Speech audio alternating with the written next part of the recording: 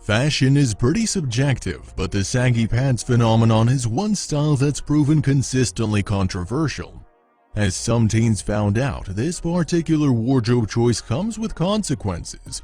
When they refused to pull up their pants, a deputy taught them a strong lesson in respect. But did it go too far? You decide. Deputy Charles Woods, the school resource officer at Bolivar Central High School about 70 miles east of Memphis, Tennessee, stirred up controversy after dishing out what some say is a harsh punishment for high schoolers who refuse to pull up their pants. In a matter of roughly 2 weeks, 4 Tennessee high school students found themselves in hot water over low waistbands, and at least 3 had Woods to thank for the penalties they faced. The 4 saggy pants wearing teens were charged with indecent exposure after wearing their pants too low to school. Although the arresting officer of the 4th teen wasn't listed, Deputy Charles Woods was responsible for making the other 3 arrests, according to online records from the Hardeman County Sheriff's Department. According to the controversy, 2 of the 4 teens, both seniors at Bolivar Central High School, were jailed for their fashion faux pas. After being reprimanded several times, the students continued to violate the school dress code by refusing to pull up their saggy pants. For their disobedience and low-riding clothing, the 2 seniors spent 48 hours in jail after Deputy Charles Woods decided enough was enough. One of them was Antonio Ammons, who said he'd never been in jail before.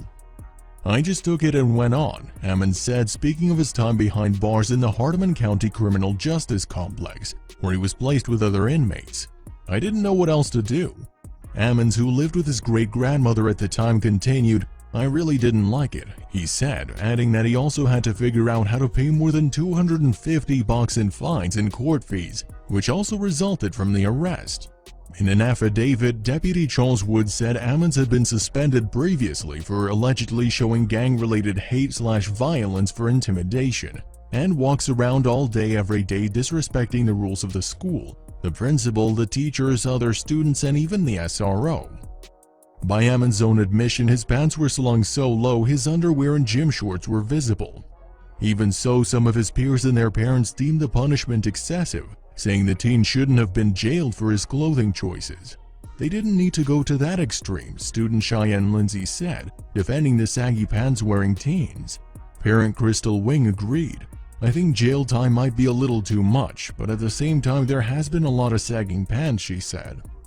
Shannon Till echoed the same sentiments as others, saying, "Putting them in jail is just a little bit much." Instead, Till suggested maybe we have them do some community service, pick up some trash, help at the dog kennels, things like that. Others appreciated Deputy Charles Woods and his strong lesson in social conduct, even though saggy pants didn't constitute indecent exposure under Tennessee law at the time, according to attorney Leslie Ballin. Kansas City Preacher Bishop John Birmingham thought it should be law in his neck of the woods, though. After he got wind of BCHS's low-riding pants debacle involving Deputy Charles Woods in the arrests, he started a campaign among Kansas City voters, asking for their signatures to ban the display of public indecency citywide. "A lot of folk are very offended at this fashion," he said. "It's our right not to look at your underwear." What naysayers rarely mention, however, is that this way of wearing one's pants also causes health concerns, as the doctors explain in the clip below. But whether you believe this trend is dangerous or thinks it indicates a lack of respect for self or others, that's not the only thing to consider in the case of the Tennessee teens. The divisive trend is undeniably a point of contention in many communities. It's already been banned in several places such as Opelika, Florida and Wildwood, New Jersey, where a unanimous vote banished saggy pants from the Broadwalk in 2013. In 2016, Timmonsville, South Carolina also introduced a saggy pants ban, including a heavy fine of up to $600 for anyone violating the rule. Yet there was more at play at BCHS than low-riding waistbands.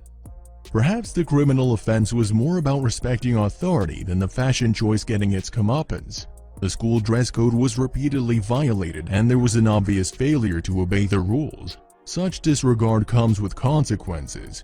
Maybe it's best to learn at a young age that violating certain rules such as laws results in stiff penalties like jail time. So, was the punishment too tough or just tough enough? We'll let you decide.